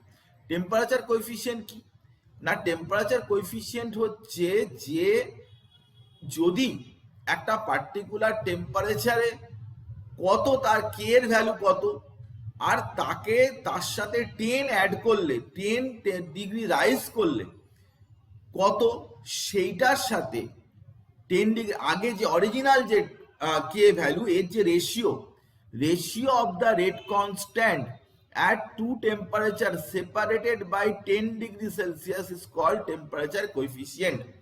টেম্পারেচার কোএফিসিয়েন্ট মানে, তুমি ধরো 300 কেলভিনে তুমি একটা কে এর ভ্যালু বের করলে, কোন একটা রিয়াকশনের রেট কনস্ট্যান্টের ভ্যালু বের করলে, আবার 310 এতে রেট কনস্ট্যান্টের ভ্যালু বের করলে, এই দুটোকে যদি রেশিও করা যায়, তাহলে সেটা যেটা হবে সেটাই হচ্ছে টেম্পারেচার কোএফিসিয়েন্ট। বেশিরভাগ ক্ষেত্রে টেম্পারেচার কোএফিসিয়েন্ট 2 এবং 3 মধ্যে লাই করে, মোস্টলি 2 হয়, মোস্টলি এটা 2 হয়, কিছু কিছু ক্ষেত্রে 1.98 এরকম হয়, কিছু কিছু ক্ষেত্রে 2.25 এরকম হয়, কিন্তু 2টাই বেশিরভাগ ক্ষেত্রে হয়।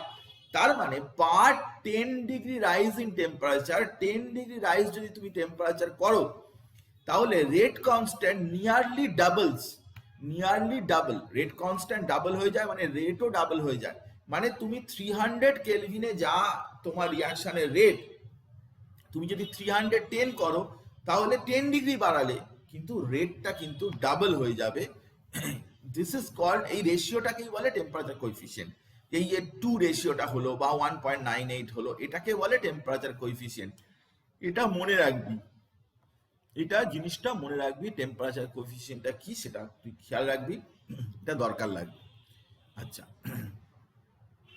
এরপর হচ্ছে কি না, একটা কেমিক্যাল রিয়াকশন হওয়ার সময় কতগুলো এনার্জি প্রসেসের থ্রু দিয়ে যায়।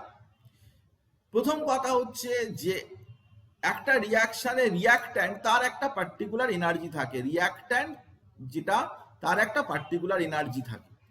রিয়াক্ট্যান্ট মলিকিউলগুলো নর্মাল একটা পার্টিকুলার টেম্পারেচারে, বা তার এনার্জি, তার নিজস্ব একটা এনার্জি থাকে। আমরা থার্মোডাইনামিক্সে বলেছি যে তার internal energy, rotational, translational, vibrational, কিন্তু মোস্টলি তার ট্রান্সলেশনাল এনার্জিটাই কিন্তু 99%ই বলা যায় রোটেশনাল ভাইব্রেশনাল এনার্জি, খুবই কম পার্ট ট্রান্সলেশন এনার্জি বেশি। তো তাকে কি করতে হবে না, এনার্জি নিডেড তাকে কিন্তু নিয়ে যেতে হবে কোথায় না, একটা সার্টেন অ্যামাউন্ট অফ এনার্জি দিতে হবে, that is called activation energy. Activation energy reserve to roll some stone up the hill, বা রিয়াক্ট্যান্টটাকে প্রোডাক্টের দিকে নিয়ে যেতে গেলে তোমাকে একটা এনার্জি দিতে হবে, that is called activation energy. যখন তুমি ওই এনার্জিটা দেবে, যখন ওই জায়গা পর্যন্ত পৌঁছে দেবে, তখন অটোমেটিক্যালি কিন্তু রিয়াক্ট্যান্টগুলো প্রোডাক্টের দিকে চলে যাবে এবং সেটা প্রোডাক্ট ফর্ম করবে। স্টোনটা হয়তো পড়ে গিয়ে ভেঙে গিয়ে টুকরো টুকরো টুকরো টুকরো টুকরো টুকরো হয়ে গেল, that is called product. So energy needed to start, এখানে কিন্তু এই অ্যামাউন্ট অফ এনার্জি কিন্তু তোমাকে দিতেই হবে, না দিলে কিন্তু রিয়াকশনটা স্টার্টই হবে না। রিয়াকশন স্টার্ট করতে গেলে মিনিমাম একটা সার্টেন অ্যামাউন্ট অফ এনার্জি যে কোনো রিয়াকশনের ক্ষেত্রে লাগে। তুই বলবি অনেক রিয়াকশন তো জাস্ট কন্ট্যাক্টে হয়ে যায়, কোনো আমাকে হিট দিতে হয় না। তাহলে যে রুম টেম্পারেচার, যে রুমের যে টেম্পারেচার রয়েছে, ওই টেম্পারেচার ওই এনার্জিটাই সাফিসিয়েন্ট এনার্জি এই রিয়াকশনটা করার জন্য। সেই জন্যে আমরা কিন্তু এই রিয়াকশনকে কিন্তু ইনস্ট্যান্টেনিয়াস রিয়াকশন যদিও বলি, কিন্তু তাতেও এনার্জি দরকার লাগে। কন্ট্যাক্ট বা স্টার করা এগুলোও কিন্তু ওয়ান সর্ট অফ এনার্জি। আচ্ছা, অনেক সময় হতে পারে যে রিয়াক্ট্যান্ট এনার্জি প্রোডাক্ট এনার্জি তার চাইতে কম এনার্জি রিলিজ করছে, প্রোডাক্ট এনার্জি কম, তাহলে rest amount of energy release সেই ধরনের রিয়াকশনকে বলে এক্সোথার্মিক রিয়াকশন। আবার রিয়াক্ট্যান্ট এনার্জি থেকে প্রোডাক্ট এনার্জি বেশি, তাহলে তাকে বলে এন্ডোথার্মিক রিয়াকশন, কারণ সেখানে এনার্জি অ্যাবজর্ব। এন্ডোথার্মিক মানে এটা ঠান্ডা হয়ে যাবে। অ্যাক্টিভেশন এনার্জি কখনো বেশি লাগতে পারে, কখনো কম লাগতে পারে, ডিপেন্ড করছে, গ্রাফে তুই দেখতে পাচ্ছিস। এছাড়াও effect of temperature on activation energy, temperature দিয়ে আমরা অ্যাক্টিভেশন এনার্জিকে কাভার আপ করতে পারি, মানে যতখানি এনার্জি লাগবে সেটা আমি টেম্পারেচারের থ্রু দিয়ে সাপ্লাই করতে পারি। যেরকম ধর আমরা আরেনিয়াসের ইকুয়েশনে কিন্তু এই বিষয়টা বলা আছে যে যদি উই কনসিডার দ্যাট ইএ হচ্ছে এখানে এনার্জি অফ অ্যাক্টিভেশন, এইখানে ইকুয়েশন যেটা আছে তাতে এনার্জি অফ অ্যাক্টিভেশন আর T1 আর T2, কিন্তু একটা জিনিস মনে রাখতে হবে যে আরেনিয়াসের ইকুয়েশন কিন্তু একটা গুরুত্বপূর্ণ বিষয়, সেটা হচ্ছে T1 এবং T2-র মধ্যে কিন্তু যদি গ্যাপটা বেশি হয় তাহলে এই রিয়াকশন কিন্তু খাটে না, এই রিয়াকশন অ্যাপ্লিকেবল নয়। এই রিয়াকশন অ্যাপ্লিকেবল তখনই applicable when the change of temperature is very less, 10 degree 20 degree 30 degree এর মধ্যে, একটা হয়তো 200 ডিগ্রি একটা 500 ডিগ্রি, এই ইকুয়েশন দিয়ে হবে না, এই ইকুয়েশন চলবে না। This is the limitation of Arrhenius equation. আরেনিয়াসের ইকুয়েশন কিন্তু তাতে ইউজ করা যায় না। চেঞ্জ যদি বেশি হয় তাহলে আমরা গ্রাফিক্যাল মেথড ইউজ করি। If the change is temperature is large then we use the following graphical method আমরা ইউজ করি। গ্রাফিক্যাল মেথড গ্রাফ ইউজ করে সেখান থেকে অ্যাক্টিভেশন এনার্জি বের করার চেষ্টা করি এবং সেখানে এনথালপির সাথে প্রোগ্রেস অফ দ্য রিয়াকশনের গ্রাফ ইউজ করা যায়। ইউজ করে if the temperature is large with the following graph, এটা T2, এটা T1, T2 is greater than T1, increasing T, energy level of the band, lowering the activation energy barrier. তো তখন কিন্তু graphically তোমাকে represent করে সেখান থেকে অ্যাক্টিভেশন এনার্জি বের করতে হবে এনার্জি। তো এটা সিম্পল ব্যাপার, আমি তোকে বেশ কিছু বিষয় নিয়ে আমি বললাম। আর একটা ছোট্ট ব্যাপার আছে, সেটা হচ্ছে ক্যাটালিস্ট। ক্যাটালিস্ট যদি তুমি ক্যাটালিস্ট ইউজ করো তাহলে কি করে না, ক্যাটালিস্ট একটাই কথা মনে রাখবি, lowers the activation energy. Activation energy থেকে লোয়ার ডাউন করে। এই লোকটা এইটা উইদাউট ক্যাটালিস্ট, এখান থেকে আস্তে আস্তে উঠছে, কিন্তু এই অ্যাক্টিভেশন এনার্জিটা এতখানি ছিল, সেই অ্যাক্টিভেশন এনার্জি কিন্তু নামিয়ে নিয়ে এসছে এরকম। তো এসে উইথ ক্যাটালিস্ট বাঁহাতে জাস্ট ঠেলে দিচ্ছে, প্রোডাক্ট হয়ে যাচ্ছে। তো এই বিষয়টা কিন্তু মনে রাখতে হবে। ক্যাটালিস্টের থিওরি আছে এটা কিভাবে করে, কিন্তু সেটা সারফেস কেমিস্ট্রি বলে যে চ্যাপ্টারটা আছে সেই চ্যাপ্টারে আমরা ক্যাটালিস্টের থিওরি পড়াই। তো ন্যাচারালি ক্যাটালিস্টের থিওরি এখানে, ওটা অ্যাডজর্পশন থিওরি, তো অ্যাডজর্পশন থিওরি এখানে পড়ানো যাচ্ছে না, সেটা যথাসময়ে আমরা বলবো। যে ক্যাটালিস্ট কি করে না, অল্টারনেট পাথওয়ে দেয়, একটা রিয়াকশন যে পাথওয়ে ইউজ করছিল সেই পাথওয়ে ইউজ করে না। এখানে উইদাউট ক্যাটালিস্টে দেখতেই পাচ্ছি যে অ্যাক্টিভেশন এনার্জি এখান থেকে এতখানি হচ্ছে অ্যাক্টিভেশন এনার্জি, কিন্তু যখন ক্যাটালিস্ট তুমি ইউজ করছো তখন কিন্তু activation energy small, activation energy কিন্তু সেখানে খুবই স্মল অ্যামাউন্ট, এবং রিয়াকশনটা কিন্তু উইথ ক্যাটালিস্ট কিন্তু রিয়াকশনটা অনেকটাই তাড়াতাড়ি যাবে, ইল্ড ভালো হবে, কারণ সেখানে এনার্জি, অ্যাক্টিভেশন এনার্জির দাম কম লাগছে, অনেক বেশি সংখ্যক molecule activation energy barrier cross করতে পারছে। তো সেটার কথা আমি তোকে বললাম। এরপর আমি এখানে দেখতেই পাচ্ছিস যে অ্যাক্টিভেশন এনার্জি উইদাউট ক্যাটালিস্টে যে পাথওয়ে ফলো করেছে, কিন্তু যখন মাঝখানে ক্যাটালিস্ট দেওয়া হয়েছে তখন কিন্তু মাঝখানে একটা ইন্টারমিডিয়েট বলে একটা স্টেপ এসছে, ইন্টারমিডিয়েটের স্টেবিলিটির ওপরেই কিন্তু রিয়াকশন রেট ডিপেন্ড করে, রিয়াকশনের ফাস্টার হবে কি স্লোয়ার হবে সেটা ইন্টারমিডিয়েট স্টেবিলিটির উপর ডিপেন্ড করে। এবং the catalyst may form intermediate which have lower energy and form products through a different পাথওয়েটাই চেঞ্জ হয়ে যায়। এই ব্লু কালারের পাথওয়ে আর নিচে ইয়েলো কালারের একটা পাথওয়ে দেখানো রয়েছে, দেখতেই পাচ্ছিস। তার মানে ফান্ডামেন্টাল মেকানিজম যেটা রিয়াকশনে সেটা কিন্তু চেঞ্জ হয়ে যায়, এবং তাতে মোর দ্যান ওয়ান স্টেপে কিন্তু রিয়াকশনটা হতে থাকে ক্যাটালিস্ট ইউজ করলে। এটা কিন্তু ক্যাটালিস্টের থিওরি নয়, জাস্ট ক্যাটালিস্ট কিভাবে কাজ করে, থিওরি তো আমরা পরে পড়বো, কিভাবে কাজ করে সেটার কথা বলবো। তো এখন আপাতত আমি তোকে এই সমস্ত বিষয়গুলো নিয়ে বললাম কাইনেটিক্স চ্যাপ্টারে, যেগুলো আমাদের নিটের জন্য দরকার সেগুলো আমি বললাম। এবারে আমি তোকে কিছু কোশ্চেন নিয়ে আমরা ডিসকাস করব, বলেছি যে তোরা দেখ যে কোশ্চেন পারিস কিনা, দেখ কিরকম ধরনের কোশ্চেন নিতে এসছে, প্রিভিয়াস ইয়ারে কোশ্চেন এসছে, তো সেগুলো পারছিস কিনা দেখ, আমি হেল্প করছি। আপাতত প্রথমে কোশ্চেন পর দেখ, আমি পাঠিয়ে দেবো, এছাড়াও আমি ডিপিপি পাঠাবো, সেগুলো সলভ করে আমাকে পাঠাবি, আমি অ্যান্সার পাঠাবো। সবাই কিন্তু এগুলো করতে থাকবি, যত প্র্যাকটিস করবি ততই দেখবি ভালো হবে। যখন আমি পরীক্ষা নেব তখন দেখবি যে পরীক্ষাতে বেটার হবে। তো প্র্যাকটিস করতে হয়, আমি তো সবকিছু, আমি সাবজেক্ট ম্যাটার যেগুলো লাগবে সেগুলো আমি সবগুলোই তোকে পড়িয়ে দিতে পারি, কিন্তু প্র্যাকটিসটা তোর কাছে, প্র্যাকটিস করতে হবে। তো চল আমরা কেমিক্যাল কাইনেটিক্সের ডিপিপি, সেখানে দেখ আমি একটা প্রশ্ন দিয়েছি, এই প্রশ্নের অ্যান্সার একটু প্রথমে প্রশ্নটা পড়, আমি তোকে প্রশ্নটা পড়ে দিচ্ছি, আগে শুনে নে। এগুলোকে বলে ট্রায়াল ডেটা। অর্ডার সবসময় এক্সপেরিমেন্টাল ডিটারমাইন্ড কোয়ান্টিটি, এক্সপেরিমেন্ট করেই বের করা হয়। তো দেখবি যে পরীক্ষার সময় এরকম তোকে অনেক ট্রায়াল ডেটা দিয়ে দেবে। ট্রায়াল ডেটা মানে 1 নম্বর 2 নম্বর 3 নম্বর 4 নম্বর দিতে পারে, এরকম ট্রায়াল ডেটা দেবে, দিয়ে জিজ্ঞাসা করবে যে কারেক্ট রেট ল কোনটা হবে, যেরকম এখানে দেয়া রয়েছে। তো আমাকে কেউ রিপ্লাই কর, দেখ বল যে 3টে ডেটা দেয়া রয়েছে, ট্রায়াল 1, ট্রায়াল 2, ট্রায়াল 3। তো এর মধ্যে অপশন এ তুই একদম ঠিকই বলেছিস।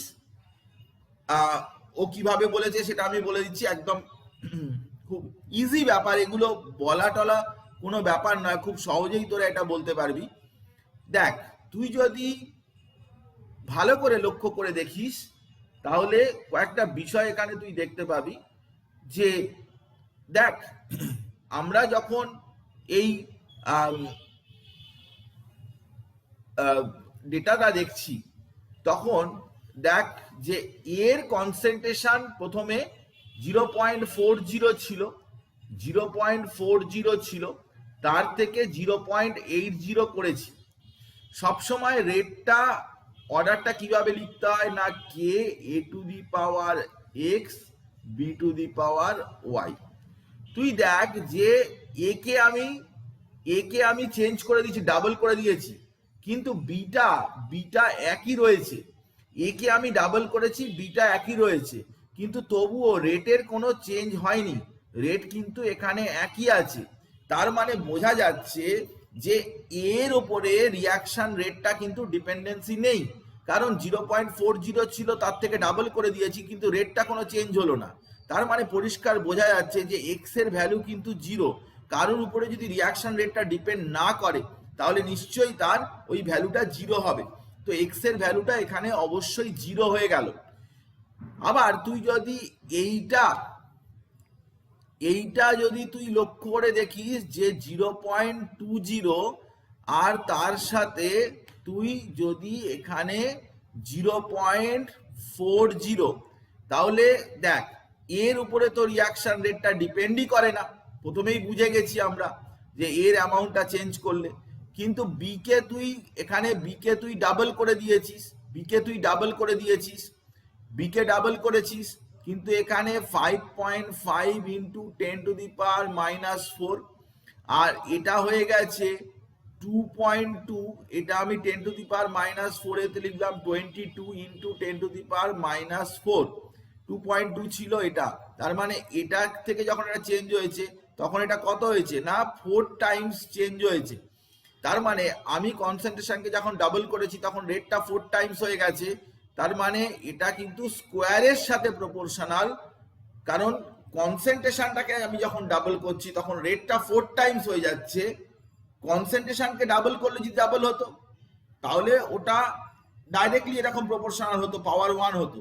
তো এটা যেহেতু যেহেতু আমি কনসেন্ট্রেশনকে ডাবল করেছি কিন্তু রেটটা 4 টাইমস চেঞ্জ হয়ে গেছে, 5.5 থেকে 22 হয়ে গেছে, তাহলে ওয়াই এর ভ্যালু কিন্তু 2। তাহলে এখানে কিন্তু কে a⁻0 b⁻2, যেটা ও বলেছে যে রেট কিন্তু কে a অপশনটা হবে, ঠিকই বলেছে। কত সিম্পল প্রশ্ন, কত ইজি প্রশ্ন দেখ, যে জাস্ট তুই কোনো ক্যালকুলেশনের দরকার নেই, জাস্ট তুই মনিটর করেই কিন্তু বের করতে পারবি। এগুলো খুব পপুলার কোশ্চেন, এগুলো বিভিন্ন সময় এসছে প্রোডাক্টস, এগুলো 2-3 সেকেন্ডের মধ্যে তুই a⁻0 একটাও নেই, তাহলে বি এর কেসটা দেখতেই হবে না, তুই a⁻0 দেখেই সঙ্গে সঙ্গে বুঝে যাবি, একটা পার্ট দেখেই সঙ্গে সঙ্গে বুঝে যাবি। যদি a⁻0 যদি আরো বেশি থাকতো তখন ব্যাপারটা আলাদা ছিল, এখান থেকে তুই সহজেই বুঝে যাবি। তো খুব ইজি প্রশ্ন, এরকম ইনিশিয়ালি আমরা ইজি প্রশ্ন দিচ্ছি যাতে করে একটু প্র্যাকটিস হয়ে যায়। এটা বল আরো সোজা প্রশ্ন, একেবারেই আমি 5 সেকেন্ডের বেশি দিতেই পাচ্ছি না। Rate law X A Y B M P N Q is a⁻c b⁻d. What is the total order of the reaction? C plus D, কারণ order of the reaction total order কি করে বের করে না, টোটাল অর্ডার হচ্ছে rate ইকুয়েশনে যেগুলো রয়েছে সেইগুলোকেই জাস্ট অ্যাড করে দিতে হবে, এই পাওয়ারে যেগুলো রয়েছে অ্যাড করে দিতে হবে।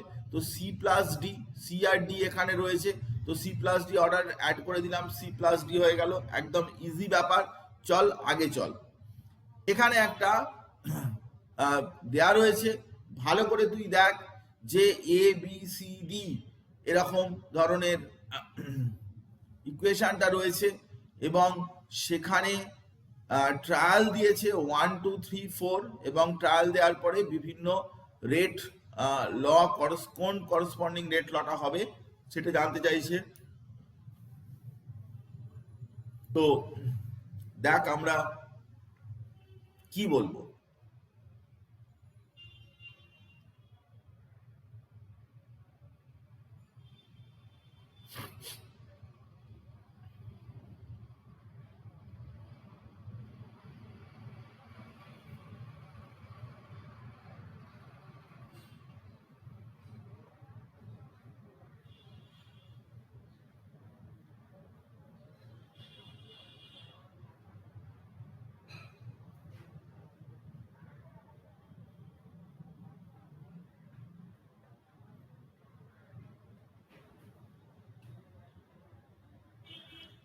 কোনটা হতে পারে এখানে?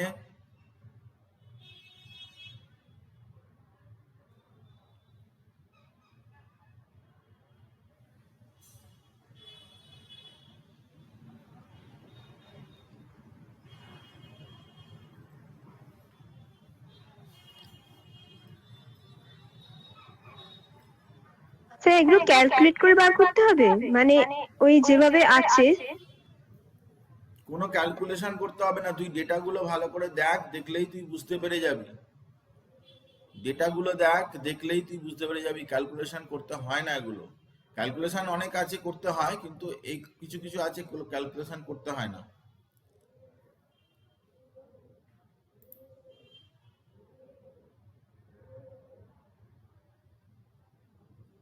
আচ্ছা, আমি একটু হেল্প করছি।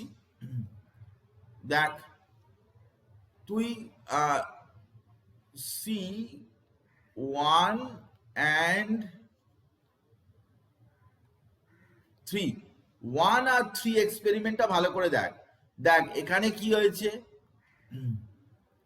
এখানে এখানে দেখ যে 0.012, আর এখানে কি হয়েছে 0.024, মানে ডাবল করে দেওয়া হয়েছে। স্যার কিন্তু এ হবে এটা? বি কে, আচ্ছা আমি দেখে বলে দিচ্ছি। বি কে দেখ, বি কে কোনো চেঞ্জ করা হয়নি, বি কে কোনো চেঞ্জ করা হয়নি, এ কে ডাবল করা হয়েছে, এ এখান থেকে এখানে এসছে ডাবল করা হয়েছে, কিন্তু রেটটা এখান থেকে এখানে এসছে, কোনো চেঞ্জ হয়নি। তার মানে কি বোঝা যাচ্ছে যে এ কে ডাবল করেছি অথচ রেটের কোনো চেঞ্জ হয়নি। পরিষ্কার বোঝা যাচ্ছে যে রিয়াকশন রেটটা কিন্তু এর উপরে কোনোভাবেই ডিপেন্ডেন্ট নয়, মানে এ টু দি পাওয়ার 0 এটা বোঝা যাচ্ছে, মানে এ ব্যাপারটা থাকবে না, এইটা সি আর ডি হবে না। পরিষ্কার ব্যাপার, সি আর ডি হবে না। যেভাবেই তুই দেখিস না কেন, এ চেঞ্জের জন্য কোনোভাবেই রিয়াকশন রেটটা চেঞ্জ হচ্ছে না। যদি তুই 2 আর 4ও দেখিস, 2 and 4 ভালো করে দেখ, যে 0.024 আছে সেটাকে 0.012 করেছে, এটা 0.070, 0.70, 0.80 আর 0.80 এটা একই রয়েছে। তাহলে বোঝা যাচ্ছে যে এর ওপরে কোনোভাবেই কিন্তু ডিপেন্ডেন্সি নেই। তাহলে এই দুটো হবে না, সি আর ডি হবে না।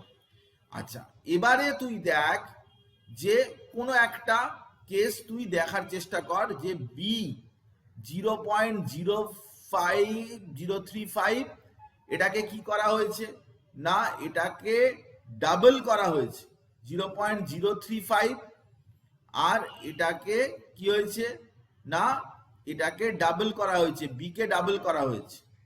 রেটটা তাহলে কি হয়েছে না, রেটটা কিন্তু 8 টাইমস হয়ে গেছে, রেটটা 8 টাইমস হয়ে গেছে। তাহলে ডাবল করা হলে রেটটা যদি 8 টাইমস হয়, তাহলে ডাবলের কত পাওয়ারে গেলে তবেই 8 হয়। তাহলে এটা কিন্তু 2 টু দি পাওয়ার 3, মানে হচ্ছে 2 to the power 3, 8 times 2 to the power 3 equals to 2 to the power 3। তো যেহেতু এটা 8 টাইমস চেঞ্জ হয়েছে, তাহলে এটা কিন্তু কিউবের সাথে প্রপোর্শনাল। যদি 4 টাইমস হতো তাহলে স্কোয়ারের সাথে, যদি কিউবের সাথে প্রপোর্শনাল হচ্ছে, কারণ 8 টাইমস এটা চেঞ্জ হচ্ছে। ও ঠিকই বলেছে যে প্রথম যেটা এক্সপ্রেশন, যেটা কে into B to the power 3, এটাই হবে। কারণ তুই প্রথমের যে দুটো ডেটা বা পরের যে দুটো ডেটা, এটুকুলো দেখতে পারিস যে 0.035 এর সাথে 0.0 এটা ডাবল করা হয়েছে, এটাও 8 টাইমস কিন্তু চেঞ্জ হয়েছে। তাহলে এটাকে ডাবল করা হচ্ছে, ওটা 8 টাইমস চেঞ্জ হয়ে যাচ্ছে। যদি 16 টাইমস চেঞ্জ হতো তাহলে 4 হয়ে যেত, কারণ 2 টু দি পাওয়ার 4 ডাবল করা হচ্ছে, 2 টু দি পাওয়ার 4 মানে 16 টাইমস চেঞ্জ হয়ে যাচ্ছে। Very good. তো 1 নম্বর যে এক্সপ্রেশনটা, এটা কোনো ক্যালকুলেশন করার দরকার নেই, তুই নিজে দেখেই বলে দিতে পারবি। তো সেখানে দেখাচ্ছে যে এটা এ হবে এর অ্যান্সার।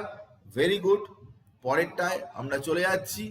এখানে দেখে বল যে order of the reaction, rate equation, rate equals to K two the power 3/2 minus half, rate equals to K a to the power 3/2 into b to the power minus half.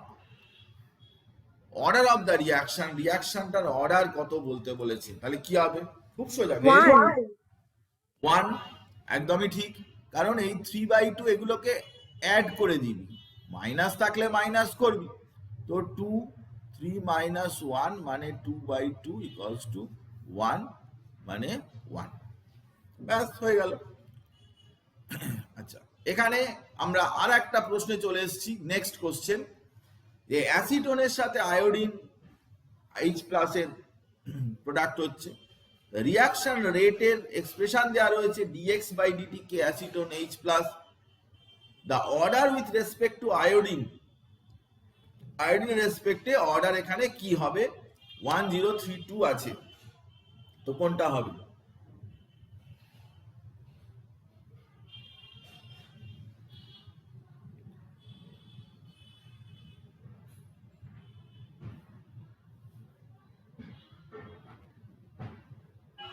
Zero.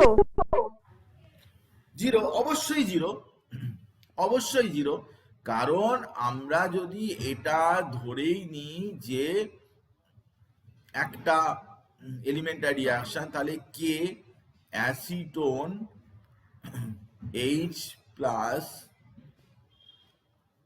Iodine, কিন্তু এখানে iodine এক্সপ্রেশনের মধ্যে নেই, তার মানে iodine নেই মানে নিশ্চয়ই তার পাওয়ারে জিরো ছিল। আয়োডিনের উপরে এটা হয়তো অনেক মাল্টি স্টেপ রিয়াকশন, মেকানিজমের স্লোয়েস্ট স্টেপ যেটা, তাতে কিন্তু কোনো রকম কোনো আয়োডিন আসেনি naturally with respect to iodine. এটা ওভারঅল রিয়াকশন রেট নয়, with respect to iodine. With respect to iodine যদি করি তাহলে আয়োডিন এখানে নেই, I2⁴ তার মানে ধরে নিতে পারি। যেহেতু জিরো তাই এখানে কিন্তু অপশন বিটাই হবে, যেখানে কিনা জিরো হচ্ছে উইথ রেসপেক্ট টু আয়োডিন, অর্ডারটা জিরো। গুড। আর নেক্সটটায় চলে যাচ্ছি, ভালো করে চিন্তা ভাবনা করে আমাকে এই প্রশ্নের উত্তর দে। একটা কাইনেটিক স্টাডি করা হয়েছে 2A plus B C plus D, following result based on above data. ঠিক আগের যেগুলো করা হয়েছে ঠিক সেরকম টাইপেরই প্রশ্ন। তো তুই নিজে ভালো করে দেখ, ভালো করে দেখে এর অপশানের মধ্যে কোন অপশানটা আসছে সেটা আমাকে বল। এগুলো তুই নিজে যখন তখন পারবি, এগুলোর মাস্টার তৈরি হয়ে যাবি তুই, এমন কিছু ব্যাপার না। কাইনেটিক্সের এগুলো খুব পপুলার কোশ্চেন, এগুলো অনেক বছরই এসছে, অনেক জায়গাতেই আছে, দেখতে পাবি।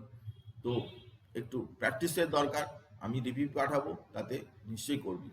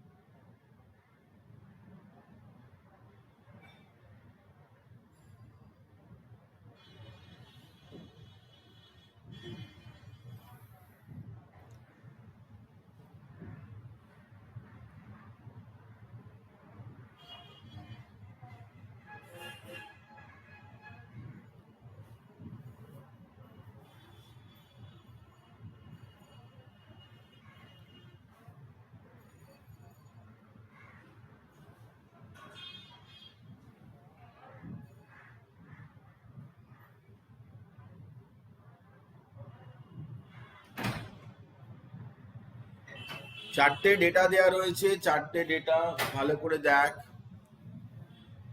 কি মনে হচ্ছে, কোনটা মনে হচ্ছে?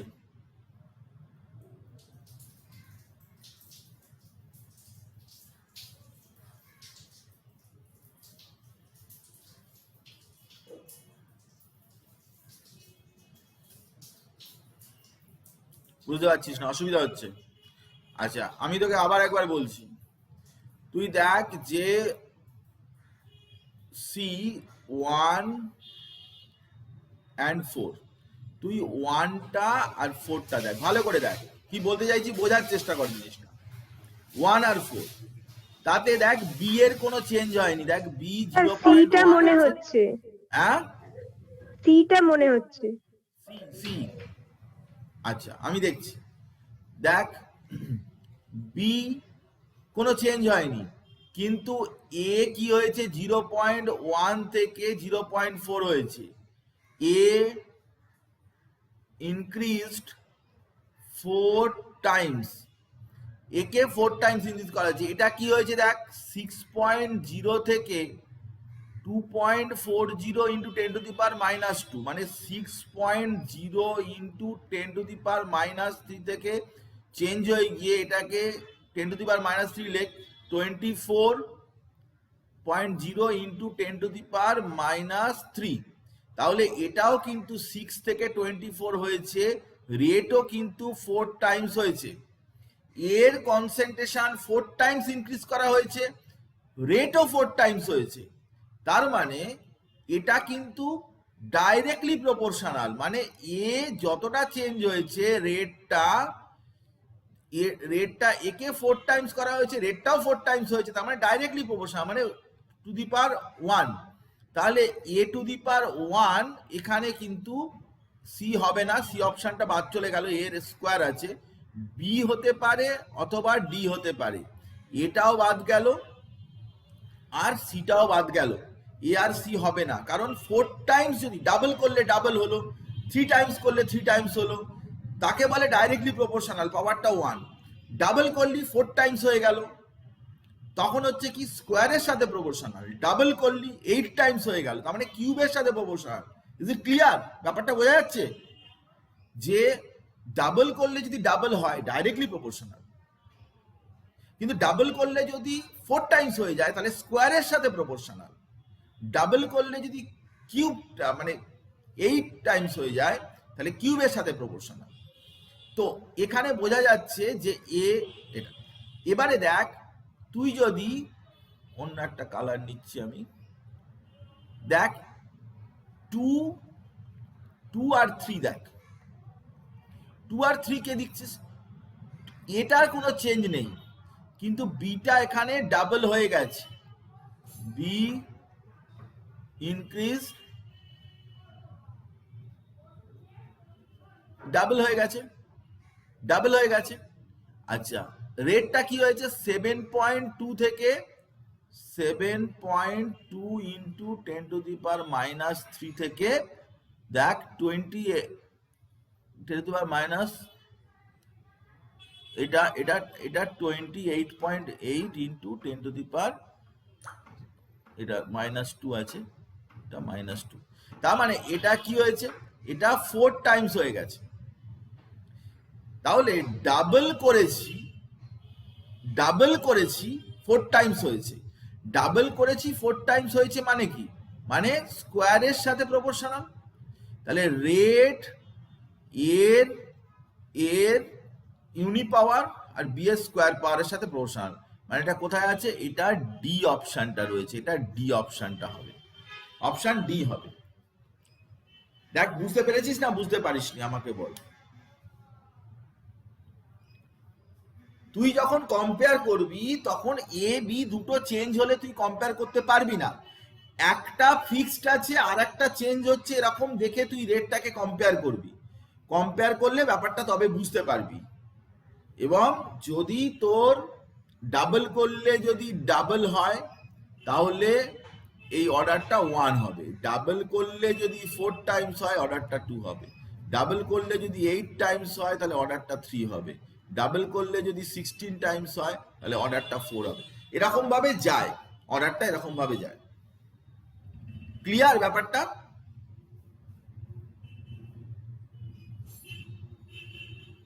প্র্যাকটিস করতে হবে, আমি পাঠিয়ে দেবো, আরো কিছু পাঠিয়ে দেবো। এটা বল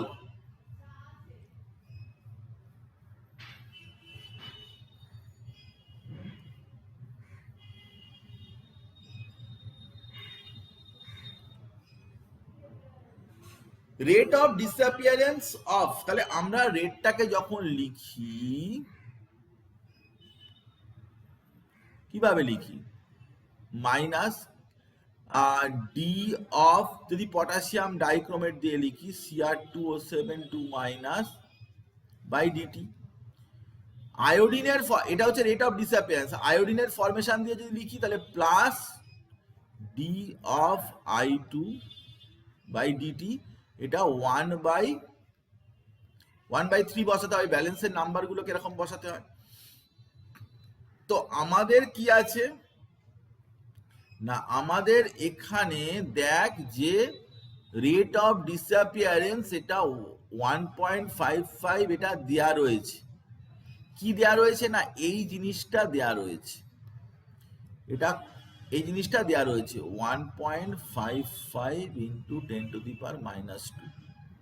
আমাকে বের করতে হবে কি di2/dt, এটা বের করতে হবে। তো di2/dt equals to 3 into minus dCr2O7 by D T. তাহলে 3 ইন্টু এই পোর্শনটা পুরো দেয়া রয়েছে 1.55 ইন্টু 10⁻²। তাহলে কত আসছে এটা করে দেখি।